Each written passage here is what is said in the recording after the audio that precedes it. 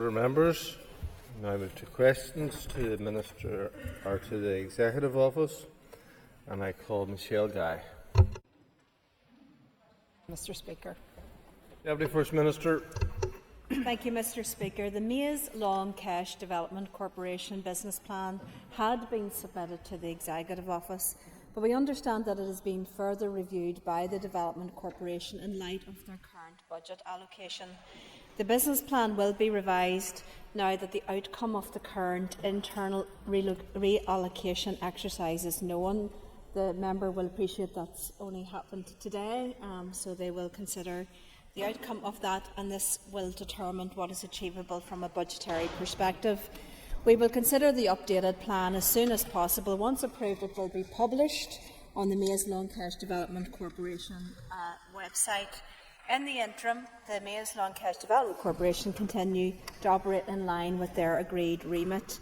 We are committed to working with the Development Corporation to realise the potential of the site to the benefit of all, but we recognise that we must move only with consensus and sensitivity. No decisions have yet been made on any future of the site. Michelle Guy. Thank you, Deputy First Minister. You and I share the constituency of Lagan Valley where the Maze Long Cash site is situated, and we understand its strategic importance for the area. So my question to you is, as Deputy First Minister, with the access and the influence that that provides, what are you doing to deliver the potential of this site? Because it seems at the minute the politics of this site is taking priority over delivery. Minister. Thank you, Mr. Speaker. I thank the member for her question.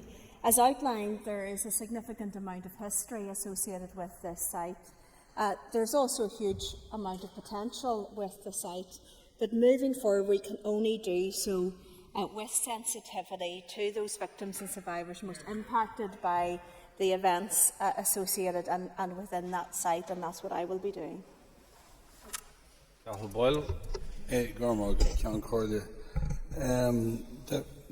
Deputy First Minister, at question time back in September, the First Minister referenced a meeting with the MLK Development Corporation back in July.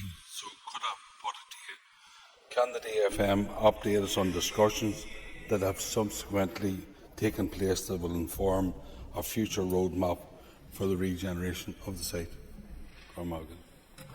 Minister. Thank you, Mr. Speaker. I thank the member for his question.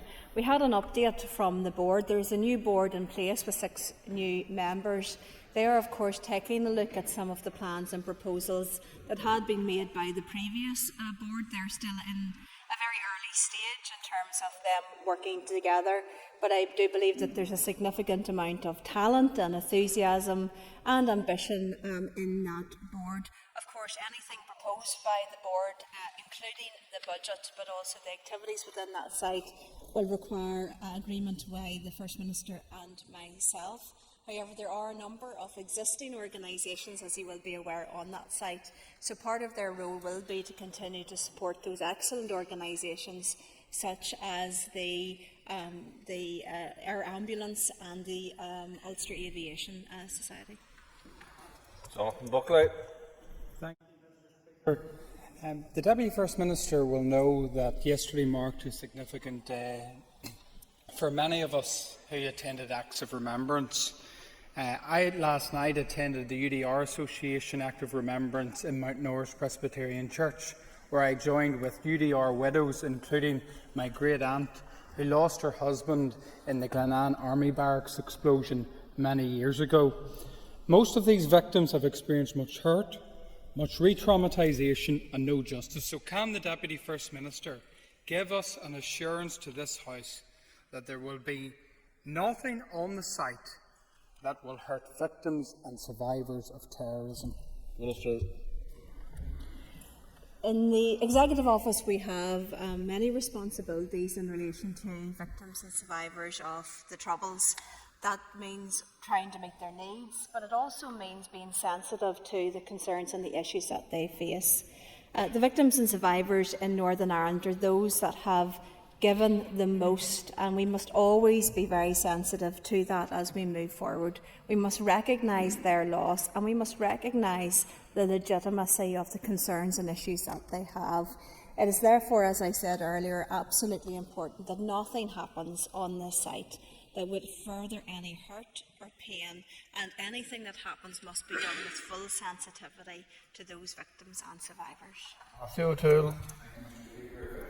Deputy First Minister, you said it's important that nothing on this happens on this site which gives offence to victims. I agree, but the problem is nothing's happening on the site at all. The saga of the Maze Long Cache development has been going on longer than the mousetrap. It's been sitting there, a wasting asset. If the Executive Office cannot progress this, can I suggest that two things happen? One, a simple, poignant memorial is put up for all those who want to remember at that site. But number two, the rest of it is given over to either social housing or some other productive form of economic development, because this farce cannot continue indefinitely. Minister. Thank you, Mr. Speaker. I thank the member for his question. If he wants to tramp over the concerns of victims, then that is up to him. I will not be engaging in that. I will be moving forward with consensus with victims and survivors, because anything that we do, we should not be furthering any concern or hurt. And therefore, it is not for me to decide what is the way forward and impose that on those that have been associated with this site and have hurt and sensitivities in relation to it. As I have said, I want to unlock the potential of the site, but that has to be done in a particular way. I'm moving forward with that consensus, but he is also incorrect when he says that there is nothing happening on that site. There are some very, very good activities on that site, not least the Balmoral Show, which I understand that he has attended. All of the activities around the Aiken Centre, the aviation, Ulster Aviation Society, an excellent organisation that attracted 7,000 visitors over the Heritage Open Day weekend, and of course the Air Ambulance, where since they have started there in 2017, have been called out some 4,500 times. That's just some of the activities that are taking place. Of course, I would like to unlock the full potential of the site, but we should recognise the good work that's already happening out there. Deputy First Minister, your party colleague Lord Dodds is on record as saying, however it is dressed up, whatever spin is deployed, the preservation of the H blocks, including the hospital wing, would become a shrine to the terrorists who committed suicide in the Maze in the 1980s. That would be obnoxious to the vast majority of people, and is something unionist people cannot accept. Will you give a commitment today that you agree with your party colleague in that statement that he made? Minister. Thank you, Mr. Speaker. Thank the member for his question. The member will be aware that building is listed. That was listed, as I understand it, at the request of the then Secretary of State for Northern Ireland at a period of direct rule and outside of the control or context of either the Northern Ireland Executive or this House. Where I am absolutely clear, and I will reiterate this again, is that nothing will happen on that site as long as I am Deputy First Minister that would cause hurt and pain to victims and survivors. That is my promise to victims and survivors. There is nothing that I would wish to do to cause any further pain and hurt on those who have suffered the most and who have given the most in terms of Northern Ireland. Stephen Dunn. Question 2. Deputy First Minister. Thank you, Mr. Speaker. We know that victims and survivors understandably see contributions from the institutions as an important measure of accountability. So we will welcome the interim payments that we have received from 3 institutions, Barnardo's, the De La Salle Order and the Good Shepherd Sisters, as well, and I'm pleased to say, an additional contribution by the Diocese of Down and Connor just this month, specifically in respect of the De La Salle run homes. Engagement will continue with these institutions on final contributions following the closure of the HIA Redress Board. Constructive discussions on appropriate contributions from the Irish Church Missions, the Sisters of Nazareth and the Sisters of St. Louis are ongoing. We have committed to publishing the details of these contributions when the process has concluded. Members will understand that this is a live negotiation with a number of these, hence the sensitivity around some of the detail. But we would encourage all victims and survivors who intend to make an application to the board to do so as soon as possible and in advance of next year's deadline. Mr Dunn. Thank you, Mr Speaker, and thank the Deputy First Minister for her answer. Would she agree with me that it is indeed important that the outstanding institutions recognise the harm that has been caused and contribute to the scheme? And equally, as you have stated, with the scheme beginning to wind down, is it your assessment that time is running out for these outstanding institutions to do the right thing and make a contribution? Minister. Thank you. The Hart report, following the inquiry into historical institutional abuse, very clearly highlighted things that were done wrong by a number of the institutions in relation to the treatment of children in their care. And therefore, of course, it is right and proper that there is an acknowledgement of that by those institutions, and that those institutions should make a contribution in relation to the cost of this. Of course, we are realistic, and we did not want for victims and survivors to have to wait for those institutions to decide when to give and what to give. So therefore, we had decided to move forward with the redress board in order to try to address and support those victims and survivors. But the negotiations will continue in terms of getting that all-important contribution. I'm really pleased to say as well that the work of the redress board is winding down. I understand it with only 38 applications left to be scheduled. So that is a significant amount of work that the board has completed, and that's why at the moment we are appealing to any remaining victims and survivors to come forward and seek that redress if they haven't already. And I thank the Deputy First Minister for her answer so far. Just to follow on from that last point in terms of outreach, it's harder to reach victims. Is the department doing anything specifically to try and actually reach out to people to make them aware of the redress scheme and of the services that are available to them? Thank you. Minister.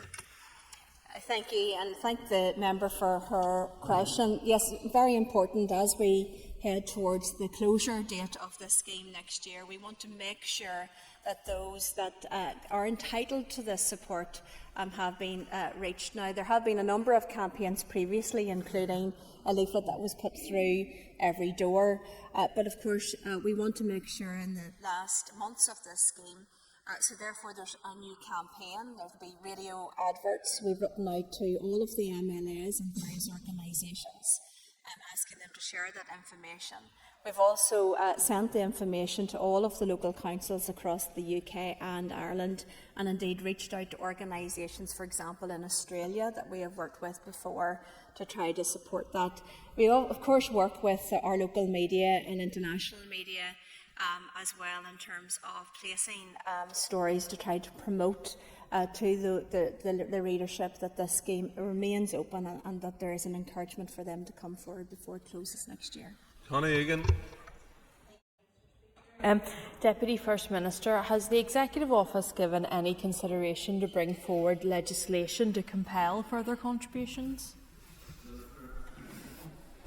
Thank you, Mr Speaker. I thank the member for her questions. Of course, these are all legal issues that we have examined, and indeed it may be appropriate to have further engagement on this in terms of the work of the committee as well. There are, of course, a number of legal aspects of this that do make that complicated, not least because of the nature of the report. The report did not examine every institution, and therefore the findings within that report differ from, for example, if it were a finding of the court in a civil or criminal case. But of course the redress scheme goes beyond that and extends beyond that. So there are some challenges with doing that, but we've made very, very clear that we believe that there is a strong moral responsibility on these institutions to say that they have contributed to an apology for their actions, that acknowledged that there were things that were done that ought not to have been done, and therefore it is right and proper that they do step up and make these contributions. not just because it is a financial contribution to this scheme, but because it sends a very clear message of acknowledgement about the role and the feelings that they had as well. Neil McLaughlin. Thank you, Deputy First Minister, for the answers to your question. The Commissioner, Fiona Ryan, has been doing really good work in all of this area. Would your department be given any consideration to extending her role? Okay, thank you, Mr. Speaker. I thank the member for her question. The member will be aware that this work is winding down in terms of the redress board, but of course the pain and the trauma and the issues will continue for many years beyond the closure of this scheme, and indeed will impact those that were involved indeed for the rest of their lives. So there are needs there. There are a number of things that we are doing, for example, through the support mechanisms of the Victims and Survivors Service, who have taken on this new role of trying to support victims in the historical institutional abuse, along with Advice NI and other organisations as well. So I think it is important, as we move towards the closure, that we do look at a range of supports. And of course, we will take a look at that proposal that you have made as well. But what we want is a system and a service that is there to meet the needs of victims, no matter what that looks like, and would be actively considering that. Paul McGrath.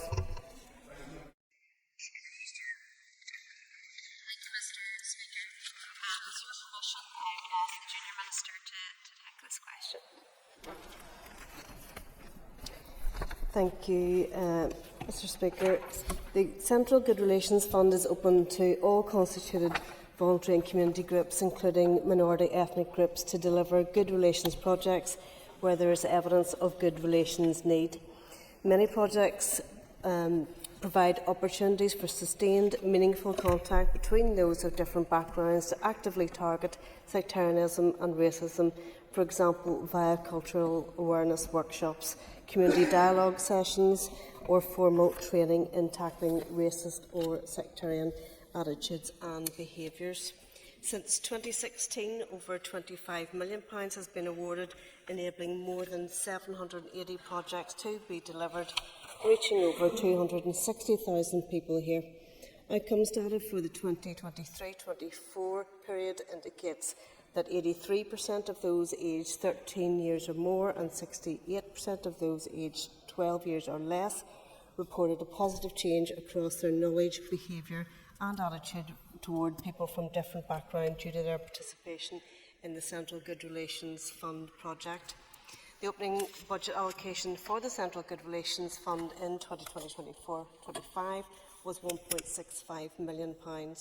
Through the June monitoring round, we secured a further £625,000, bringing the total allocation to £2,275,000.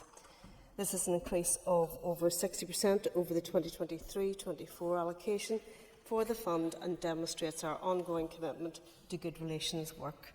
This has allowed 59 good relations projects to be supported in the 2024-25 period, reaching around 22,500 people across all council areas. In addition, through approximately £1.1 million funding per annum under the Minority Ethnic Development Fund, from 2022 to 2025, we are supporting 31 successful applications to support our minority ethnic communities to help eradicate racism. Mr. Dunn. Oh, sorry. We're going to thank the Junior Minister for the answer.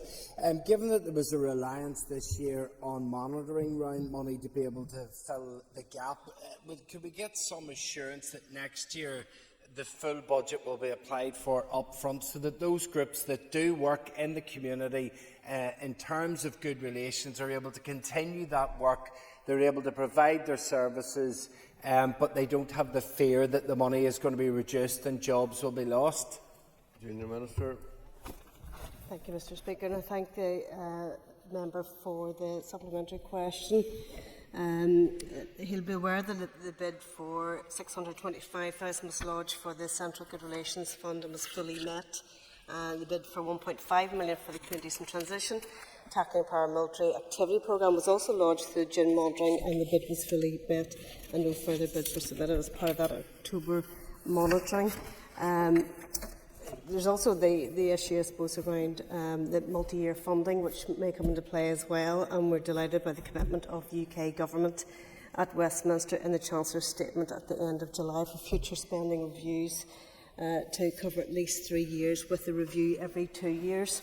This will provide greater transparency and allow departments to plan more effectively and efficiently for further investment in public services.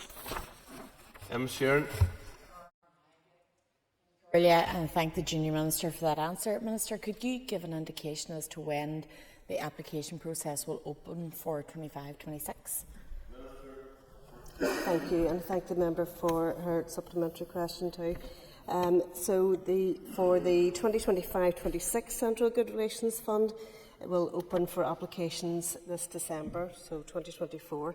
So further details will be provided on the Executive Office website, social media platforms, and emails will be issued to mailing lists along with details of how to apply. Morris Bradley. I thank the Junior Minister for her answers so far. But could I ask the Junior Minister to describe some examples of what projects this work has supported with young people across Northern Ireland to date? Minister. Thank you, and thank the member for his question. In 2024-25, approximately 61% of projects within the Central Good Relations Fund are delivering against the TBUC priority, our children and young people.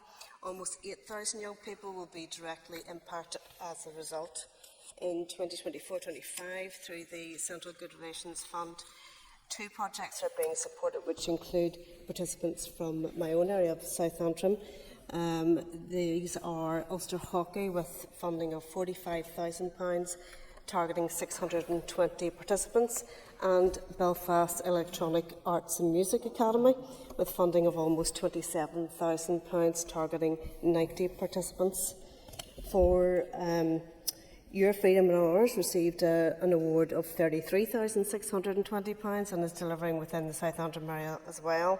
And under the TBUC Camps programme, one group in South Antrim was awarded £30,000 to deliver 3 TBUC Camps projects engaging approximately 80 young people. Under the Planned Interventions programme, 2 groups in South Antrim were awarded a total of £10,750 to deliver 2 projects engaging a total of 59 young people. £94,000 was awarded down from Newton Abbey Council from the District Council's Good Relations programme to deliver good relations programmes which include projects engaging participants in the South Antrim constituency. So those are some examples. Thank you. Peter McGrills. Minister, for her answers so far. In August this year, we saw racism and violence on our streets, and I personally had friends and colleagues affected by what they saw, heard and experienced during that period. What bids have been made to address the ongoing increase in racist attacks since these scenes took place? Thank you, Mr. Speaker, and thank the member for questions. So I'm just trying to find the answer here.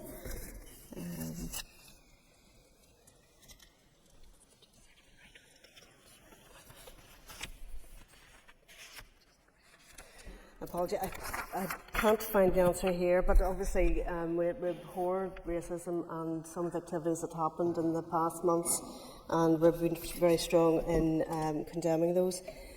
We do look forward to the review of all these policies to include and make sure that race is included and acted upon. But if the member wants to follow up further in writing, we can actually provide a fuller answer. Declan Kearney. Thank you, Mr. Speaker. Question 4, please. Thank you, Mr. Speaker. The appointment of the Commissioners and the members of the Office of Identity and Cultural Expression is essential to implementing the provisions of the Identity and Language Northern Ireland Act 2022 for which the Executive Office is responsible. As previously advised, we have instructed our officials to develop further advice, which will include documentation for each competition, including candidate information booklets and details of selection panels to enable the competitions to be launched. To finalise this advice, a competition initiation meeting, called a CIM, needs to be conducted for each competition, and we are pleased to advise that the selection panels have now been formed and that the preparations for the CIMs are at an advanced stage. We hope to have held a sim for each of the competition in the coming weeks. We would also remind members that the competitions will be run in line with the Commissioner for Public Appointment guidelines. Mr. Kearney. Thank you, Mr. Speaker, and I thank the Deputy First Minister for her answers so far. Deputy First Minister, in addition to that, can you give us an exact timescale for the 3 commissioners to be employed? And can you tell us when those 3 commissioners will be formally hired? Mr. Speaker, I thank the member for his follow-up question. As indicated in the initial answer, there's a lot of detail and process that goes into making sure that these public appointments abide by the guidance and the rules of the Public Appointments Commissioner's Office, but also to ensure that they are fair and open in the appropriate way. So, of course, that there is that process that needs to take place.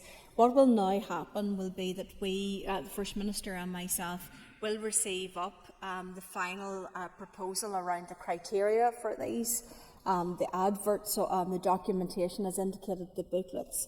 We will take a look at that, and if satisfied that that meets the requirements, then that can go out and be placed. I think the appointments processes would generally take around a 6-month period of time. That will depend on the interest, of course, to some of the appointments. Some appointments have more interest than others, and that can complicate things. It would then be a requirement that for each post, a person or people deemed appointable that would come through that process would then come back to the First and Deputy First Minister for consideration and agreement.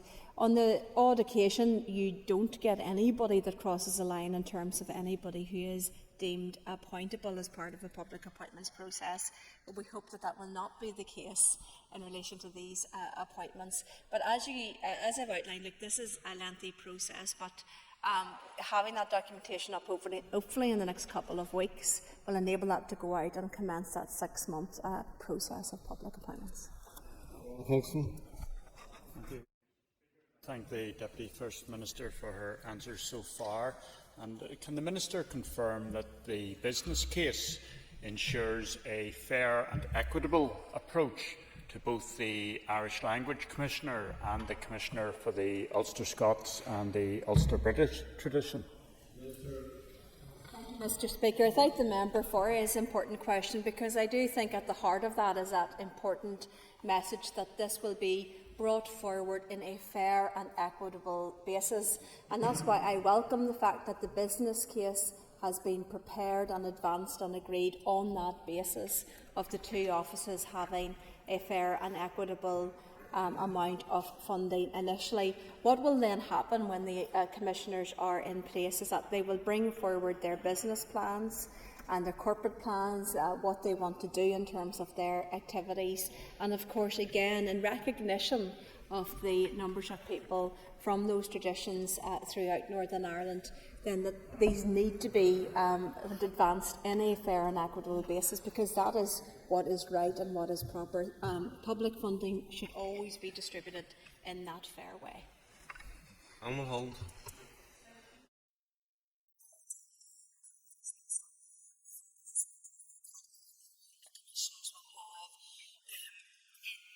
Alongside the North-South language bodies. Thank you, Mr. Speaker. Thank the member for her question. These are statutory roles, so of course they have their statutory responsibilities, and those are set down in the legislation. But of course, I would imagine that the commissioners, of course, would engage with the North-South bodies and across the UK as well in terms of advancing some of those aspects.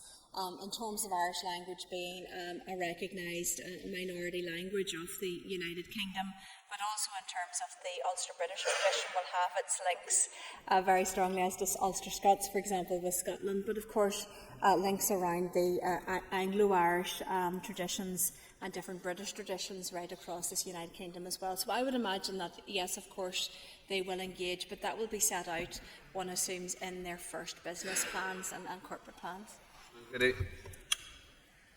Thank you, Minister.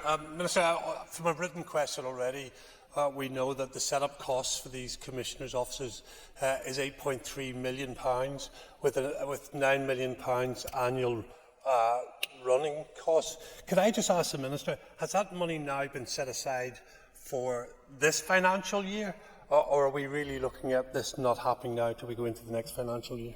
Minister.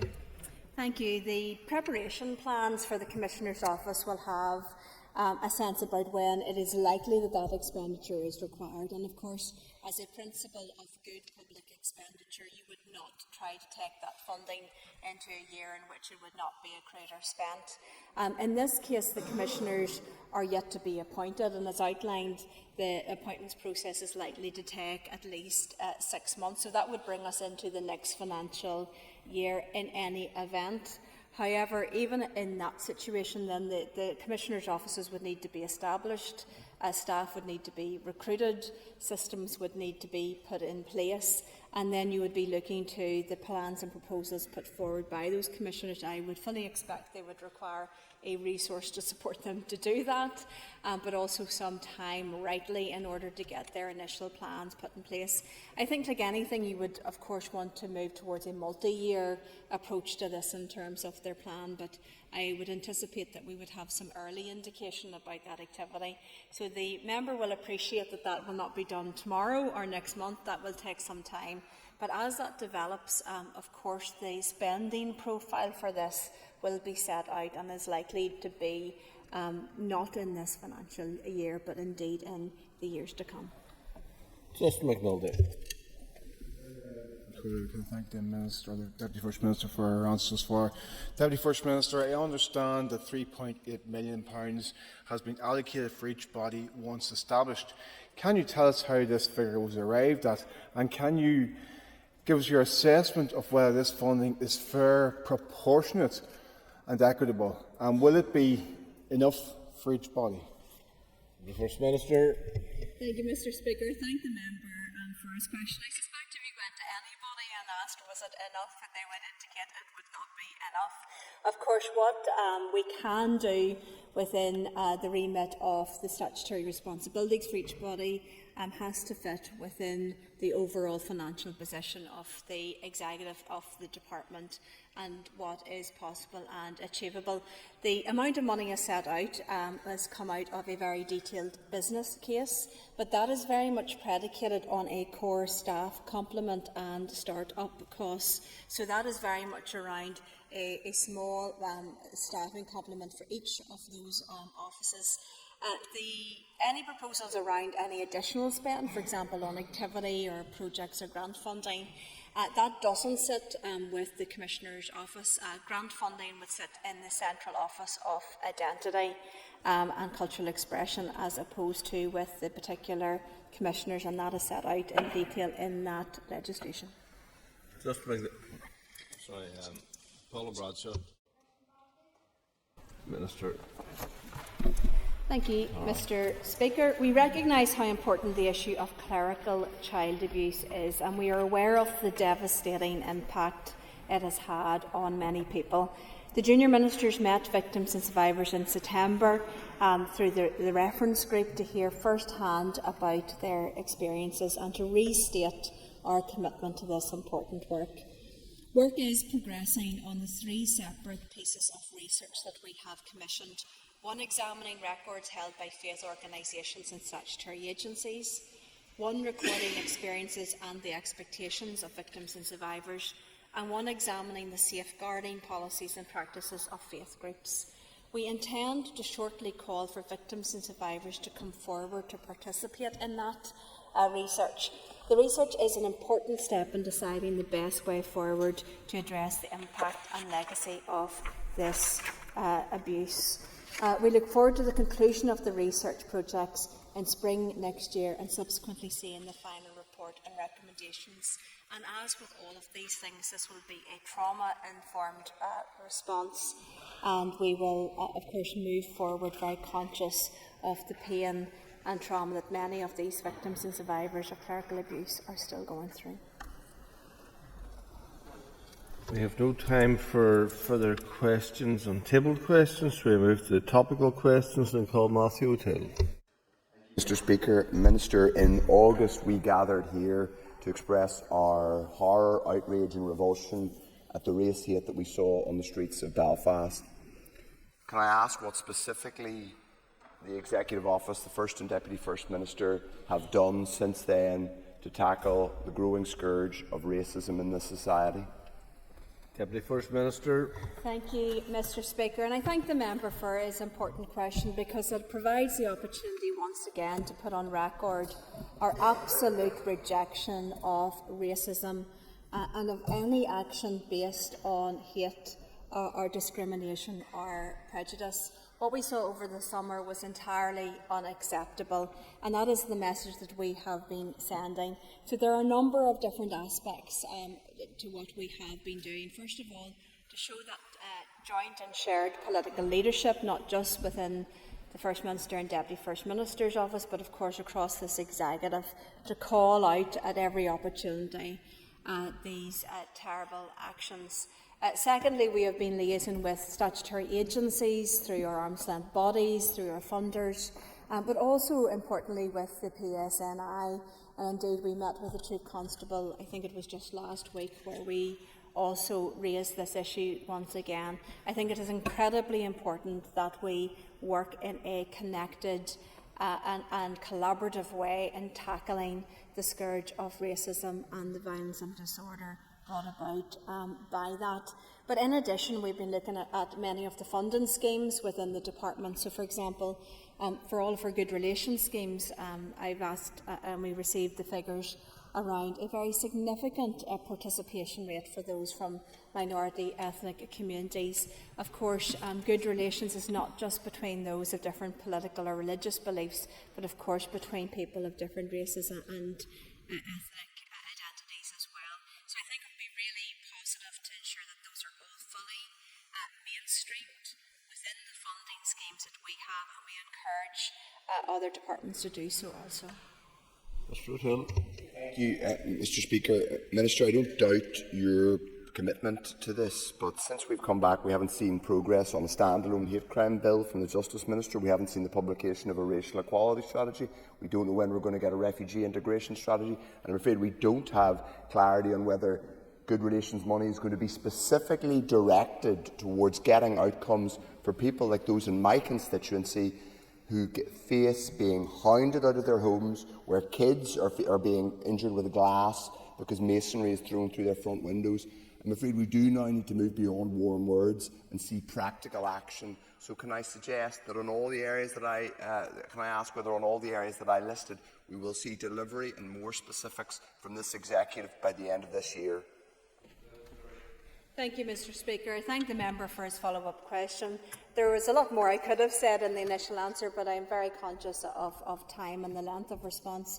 But of course, we are also working on those issues, bringing forward that race relations legislation, but importantly as well that refugee integration strategy, which has been promised, and work is ongoing, and I can give the House that reassurance that that work is ongoing, and we are endeavouring to bring that forward as soon as possible.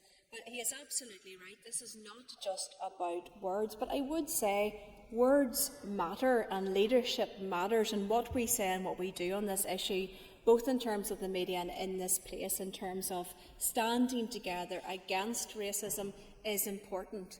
But you're absolutely right, that needs to be followed up by action. That is why officials in the Executive Office have been working closely throughout the period with Belfast City Council and other councils around that practical support and that financial support. We have a dedicated ethnic minority funding scheme under our race relations strategy.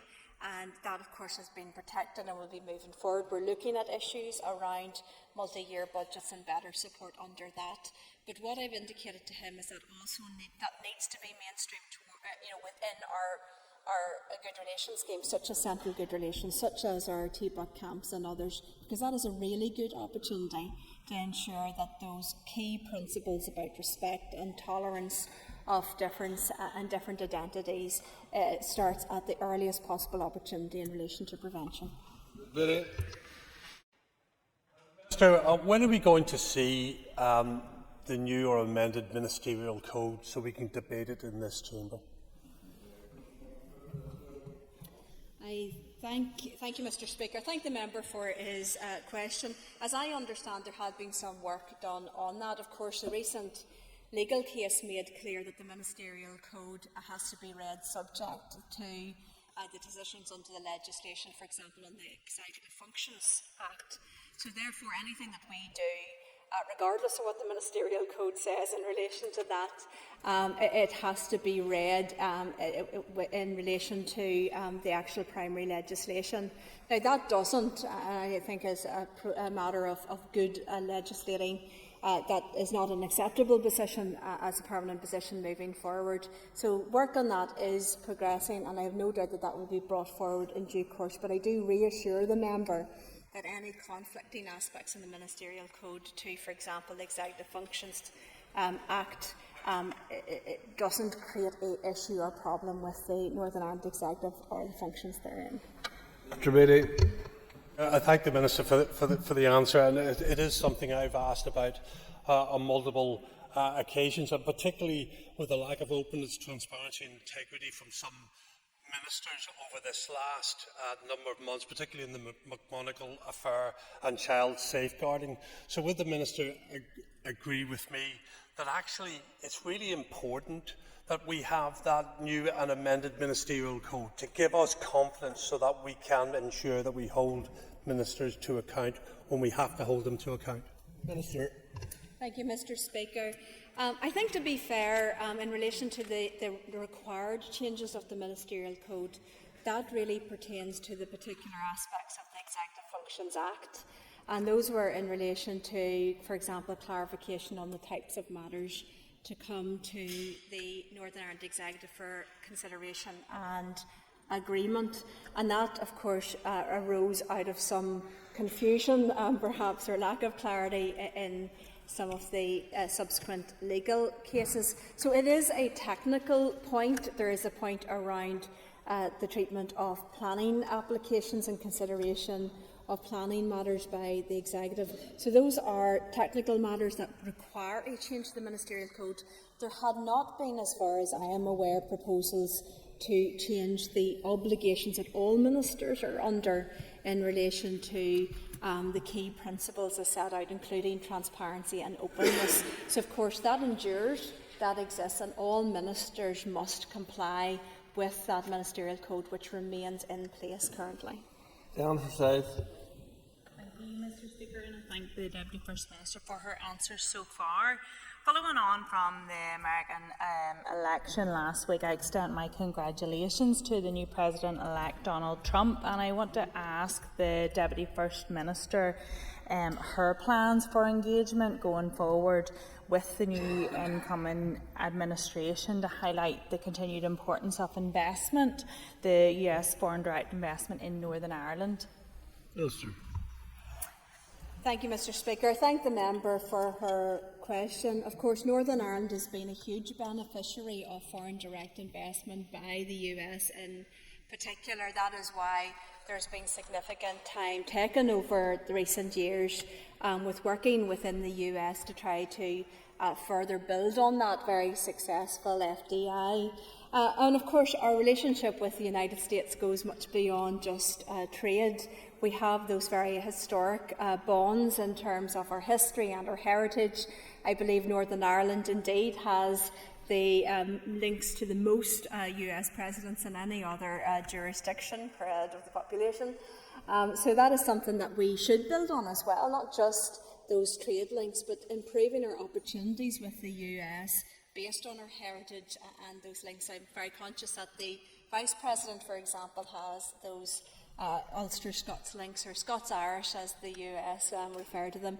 So I look forward to engaging with the President and the President-elect and the incoming administration to further for the benefits of Northern Ireland. Mr. Forsyth. Mr. Speaker, and I thank the Deputy First Minister for her answer. I'm pleased to take any opportunity to raise the importance of the Ulster Scots links between Northern Ireland and America, and I believe that we have great opportunities with having JD Vance within the White House. Does the Deputy First Minister think that this is a key opportunity for our Northern Irish historical links with America to build going forward? Deputy First Minister. Absolutely. A key part of the international relations work that we do is around what is often referred to as soft diplomacy and cultural diplomacy, and that is very much about reaching out in that way and explaining those links, the shared culture, the shared history. And I think so many people in the US don't realise that they have that Ulster Scots or Scots-Irish heritage, and indeed heritage from the UK and Ireland, of course.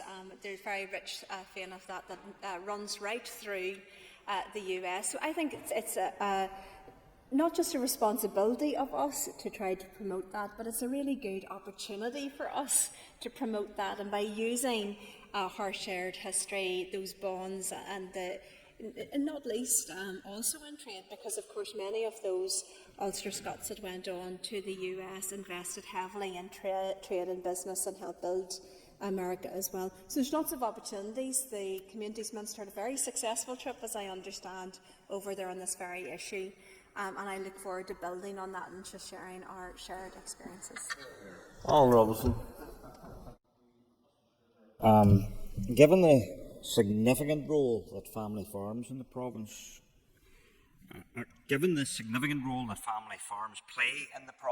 agricultural sector, has the Deputy First Minister had, or does she plan to have, discussions with the Chancellor, Rachel Reeves, on the potential effects of the recent changes to inheritance tax legislation and how these changes may impact the future of family-owned farms in Northern Ireland? Yep. Thank you, Mr. Speaker. Thank the member for his very important and timely question, because I know that many farmers and farming families throughout Northern Ireland are particularly concerned at the moment in terms of those proposed changes by the Chancellor. I had taken the opportunity to raise directly with the Chancellor and with the Prime Minister prior to this budget the concerns about the rumoured changes, particularly in relation to agricultural relief. However, that was not listened to, and that is now being put in place in terms of the announcements around the budget. We will continue to fight that fight. I am pleased to say that I will be attending the rally on Monday night, organised by the Ulster Farmers Union. I would encourage all others with concerns to do likewise at the site of the Royal Agricultural Society at the Maze Long Kesh. In order to show our strong opposition to this, farming is at the heart of our economy here in Northern Ireland. Farming is incredibly important. Our local farmers provide good quality, nutritious, locally grown, locally supported, locally produced food. We are a net supplier of food across this UK. That is something to be valued. That is something to be protected. We should be standing up for our farmers, and I am determined that that is what I will be doing as we move forward, including on this very important issue. Mr. Robinson. Thank you, Mr. Speaker, and I very much appreciate the response from the Deputy First Minister today. Can you further update the House on what steps the Executive has taken to fully assess and address the negative impacts on family farms? And does she expect, through discussions through Executive colleagues, if support or guidance will be issued to help support farm businesses to navigate through these changes? Okay, thank you, and I thank the member for his follow-up. Look, absolutely, there are some things that people can do, and some of that is around planning. I know that some farms and farming have already done that, but of course there's more that we can do to support that through, in particular, the Department for Agriculture, Environment and Rural Affairs. I was glad to see, for example, some organisations already advertising some of those activities, but let's be very clear.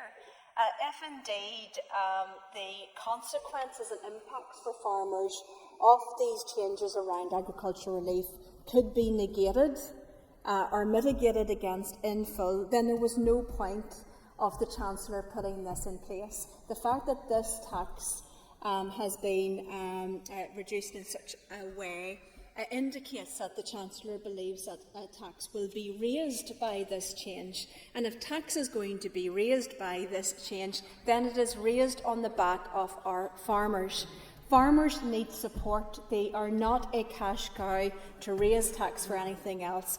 Farmers do an incredible job. They require support, not additional burdens. And I believe that we can have a strong, united voice from the Northern Ireland Executive to say to the Chancellor and to say very strongly, protect our farmers. We will be fighting for our farmers. We are on the side of farmers on this issue, and we are asking the Chancellor to change course urgently.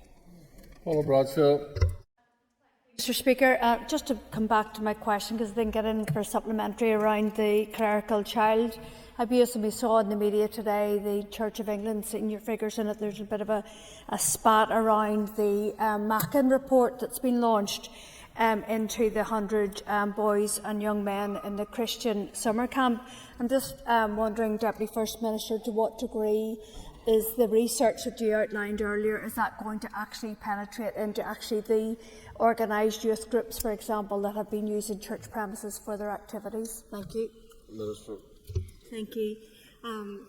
I thank the member for her question. It's a very important aspect of this, because really the approach of doing this research first was very much based on the reality that there is some anecdotal and other evidence coming forward around what has happened, but there's very little insight into the scale or the depth of this problem. So the research is designed to flag up issues of relevance to be considered moving forward. So I suspect that this will be an issue that will be looked at. One of the very important elements to this is the call for victims and survivors to come forward.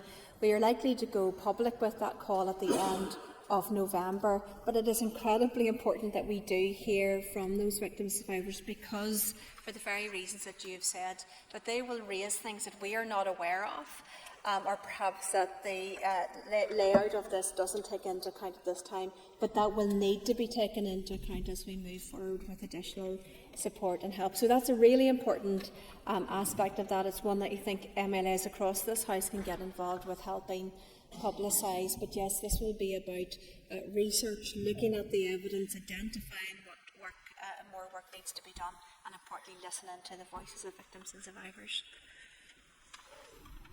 That brings to an end the time for questions to the Deputy First Minister.